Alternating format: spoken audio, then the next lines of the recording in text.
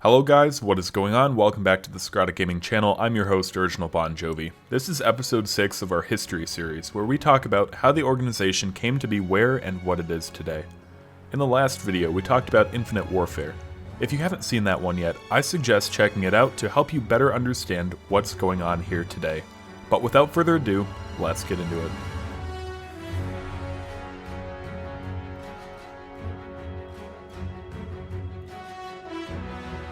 Infinite Warfare ended in tragedy. It was pretty much impossible to feel optimistic about anything after the death of Scrata Rebel, and the Call of Duty World War II launch didn't help the cause at all. Activision servers were completely overwhelmed on the night of the premiere and didn't become playable until several days later. We had decided to organize a race to max prestige using a shared PlayStation account, but that failed quite miserably. Some people in the bigger teams got early access to the game and had a massive time advantage over the rest of us because of it.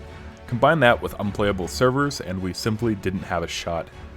After a few weeks, World War II became stable enough to actually start enjoying.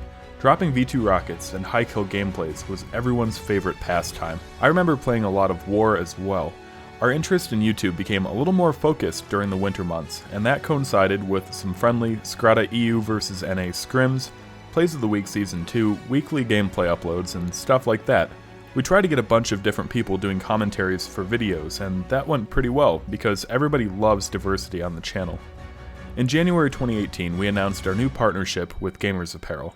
Although they had been manufacturing our jerseys for almost a year at that point, there wasn't really anything formal set up, and it wasn't streamlined at all. If someone wanted a jersey, I'd collect their money, send a few emails, wait a couple months for shipping, then reship the individual items to their respective buyers. But with the new partnership, we were able to open a store on their website, making it much easier for people to buy our stuff. Having our own apparel shop operational was like a dream come true for me, something I had envisioned for years but never had the chance to realize. Although the designs have changed, the store is still open. Check the link in the description to browse our inventory. In April, my mom and I took a trip to the United Kingdom for 3 weeks. Even though it was our trip, I made a few Scrata-related pit stops along the way. In Worcestershire, I had the opportunity to visit with Jamie Harris, the owner and CEO of Gamers Apparel. I didn't stick around the office for too long, but we were able to talk business, and I got to watch some of our embroidered merchandise in production, which was super cool. While staying in Wales, I met up with Ethan Collins, or Little Ethan as we called him. Since he was 14 at the time, we went to a local Italian restaurant for dinner with his mom, and that was awesome. I don't think many of you guys are familiar with Little Ethan, and fair enough, but that kid is goated on the sticks and the keyboard. You have no idea. At the end of my time in the UK, we had a 2-day get-together in London. Lightning, who you might remember as one of the Star Wars guys who followed us over to Call of Duty, just happened to be exploring Europe with his friend at the time. He met up with me, Boise, Therapy, and Danny at the London Eye, and we spent some time at Namco, got dinner at Pizza Express, then secured our spot at Premier Inn. Here's where the fun begins. The plan was to find a local pub, maybe Witherspoon's, and just chill for the night. Instead, Danny somehow managed to bend the key to his car, then panicked over the thought of it not working the next day, which led Boise and I to return to the parking garage in Queensway with him.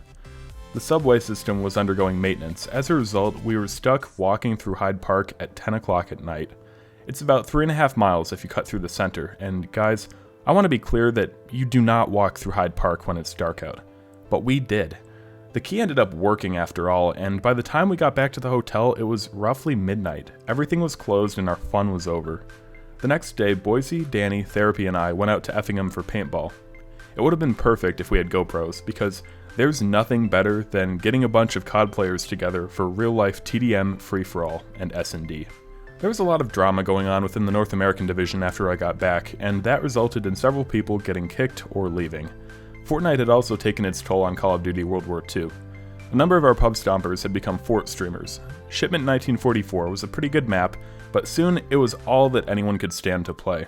Sound familiar? People wouldn't stop sitting in crates with incendiary shotguns. Ridiculously overpowered shields protected players from glide bombs when prone. The game was infuriating, and I had had enough of it.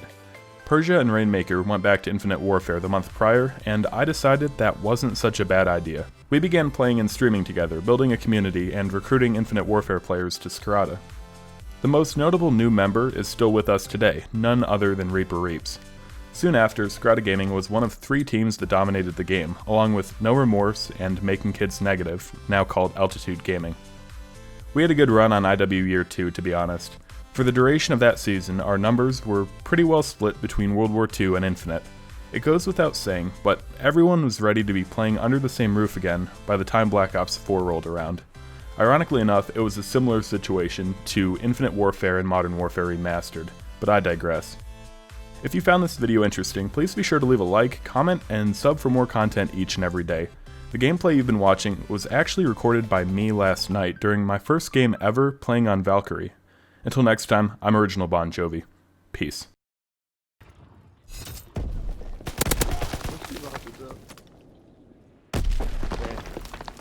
You know people that's hurt you, right?